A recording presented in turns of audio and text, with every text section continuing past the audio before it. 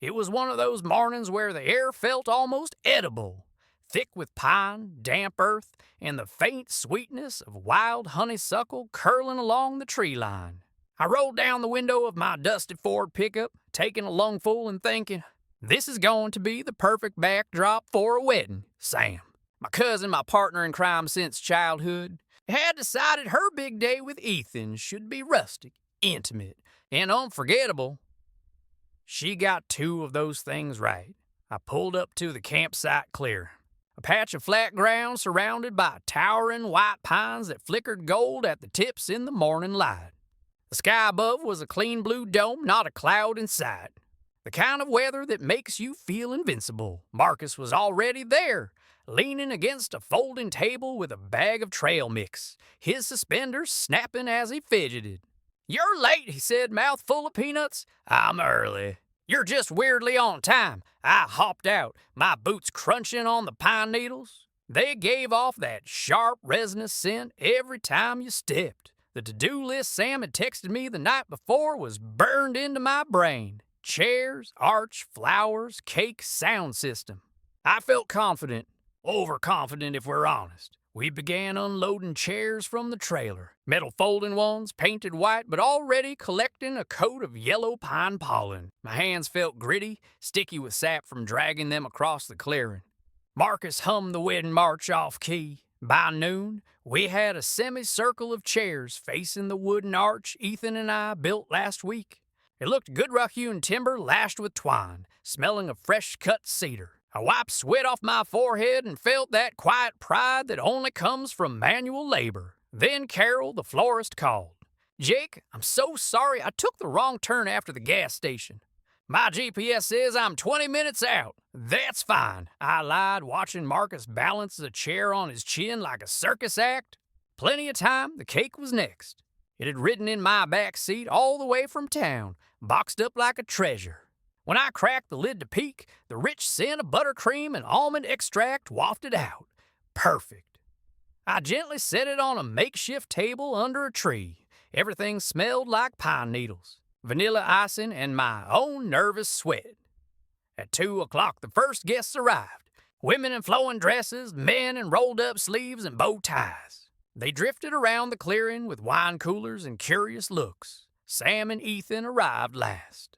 She stepped out of the car like something from a magazine, her dress soft white, lace sleeves catching the sunlight in tiny prisms. He was right behind her, tie the color of pine needles, grinning like a man who'd somehow gotten everything right.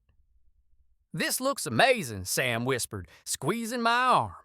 "You're a lifesaver, Jake." I puffed up like a rooster. Piece of cake. I had no idea how wrong I was. By 3 o'clock, the sun sat heavy and warm, making the white chairs glow like a field of mushrooms. The scent of pine mixed now with perfume, bug spray, and faint whiffs of barbecue drifting from the day-use area down the hill. Carol still hadn't arrived. My phone had 1 bar of service, every call cut out like a stutter. Marcus fanned himself with a program. "We could just tie some dandelions to the arch," he suggested. "No, Sam wants real flowers." I tried to sound confident, but sweat trickled down my back. Alyssa, the photographer, was crouched near a patch of ferns, snapping candid shots of guests sipping drinks. Her black outfit blended into the shadows like a ninja. Then came the first blow, a breeze strong enough to rattle the arch. Not a storm, just a sudden mountain gust that lifted programs off chairs and swirled them like paper birds. People laughed and chased them, but my stomach dropped. Next, the sound system sputtered. The Bluetooth speaker died mid-song. Marcus fiddled with it while muttering curses that would have made Sam's grandma faint. At last, Carol's van appeared, tires crunching over the gravel. She stumbled out, hair wind-blown, arms full of hydrangeas and wild daisies. "I took a logging road by mistake," she gasped. We decorated the arch at lightning speed, fingers sticky with sap and pollen. My hands smelled of crushed stems and floral foam. Then the cake. I lifted the box to move it closer to the serving table. The bottom gave way. Time slowed. The cake tilted, slid, and landed on its side in the grass with a sickening plop. For a second, nobody breathed. The almond buttercream scent hit me like a brick. Marcus whispered, 5-second rule. I scrambled to lift it. The top tier was salvageable. The bottom looked like a frosted frisbee. My shirt bore a bright smear of icing. Sam appeared at my elbow. Her eyes darted to the cake, then back to me. For a moment, I braced for tears. Instead, she laughed, a full belly laugh that made her braid swing.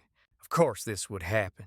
It's okay, Jake. We propped up what we could on a platter. Alyssa took photos, shaken with suppressed giggles. Then came the arch collapse, right in the middle of the vows. Ethan's voice steady, Sam's eyes shining. A gust barreled through the clearing like a freight train. The arch swayed, then toppled forward in slow motion, dragging flowers and twine with it. It landed squarely on the buffet table, knocking plates into the grass. Guests yelped and scrambled. Alyssa's shutter clicked like a machine gun.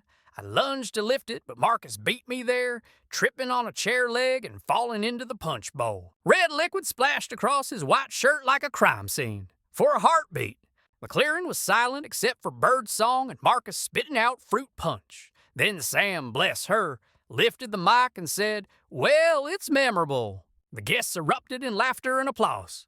We righted the arch, set it off to the side like a fallen hero, and continued the ceremony with everyone standing in a loose circle. Pine needles crunched underfoot. The air smelled of wet flowers and spilled punch. Ethan slipped the ring on Sam's finger, his hand steady as a rock. Her dress hem was smudged with grass, her boots peeking out, but she looked radiant.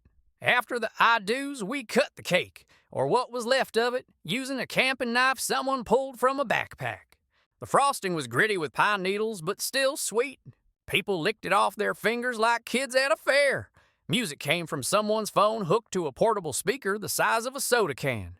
Guests danced barefoot on the pine duff, dresses swirling like wildflowers. The sun dipped, turning the clearing gold, then amber, then a deep twilight blue. Marcus, now officially Punch Bowl boy, tied a napkin around his neck like a cape and emceed the toasts. People laughed so hard they cried. Even Alyssa put down her camera to join in, cheeks flushed, hair messy from chasing shots. Carol handed out leftover flowers as makeshift bouquets. I stood off to the side, hands sticky with icing and sap, and took it all in. The smell of wood smoke from someone's camp stove. The warmth of a September evening, the echo of music bouncing off the trees. This was supposed to be a disaster, and yet Sam and Ethan danced under a string of lanterns we'd hung earlier. Their faces were lit like candles, eyes crinkled with joy. Around them people clapped and stomped, their shadows stretching long on the pine needles. I realized then that perfect doesn't mean flawless. It means everyone's laughing, eating cake off paper towels, dancing to a tinted speaker, and calling it the best day ever. When Sam hugged me goodbye later, she whispered, "Thank you for making it unforgettable." I smelled her perfume mixed with pine and buttercream. My shirt was still stained, my arms scratched from hauling chairs, but I'd never felt prouder. On the drive home, windows down, the night air smelled of cool earth and wood smoke. Marcus snored in the passenger seat, still wearing his punch-stained shirt like a badge of honor. I grinned at the dark road ahead. The wedding in the woods disaster? It was the best success I'd ever accidentally pulled off.